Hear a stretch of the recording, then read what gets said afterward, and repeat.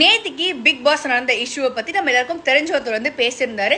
அவரோட அந்த ஒரு ஸ்டேட்மெண்ட்ல எனக்கு சில கேள்விகள் இருக்கு. அந்த ஸ்டேட்மெண்ட்டுமே வைரல் ஆகிட்டு இருக்கு.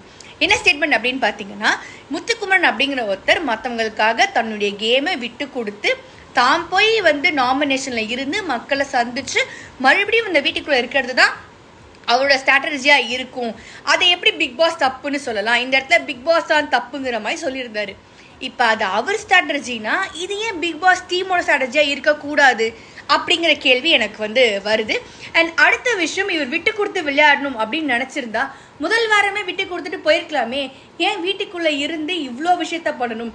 ஒருத்தர் தன்னை நல்லவனாகவே காமிச்சிக்கிறாருன்னா எது அவரோட ரியல் ஃபேஸ் அப்படிங்கிறதே தெரில.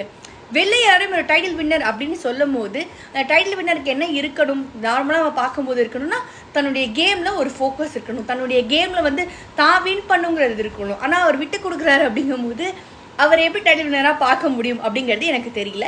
அண்ட் அடுத்த விஷயம் எனக்கு இன்னொன்று என்னென்னா, இதே ஒரு விஷயத்த முத்துக்குமரனை தவிர்த்து வேற யாராவது இந்த வீட்டில் பண்ணியிருந்தாங்க அப்படின்னா இந்த மாதிரி ஒரு ஸ்டேட்மெண்ட் வந்திருக்குமா, இல்லை இந்த சோஷியல் மீடியா இப்படி தான் இருந்திருக்குமா அப்படிங்கிறதும் எனக்கு தெரியல.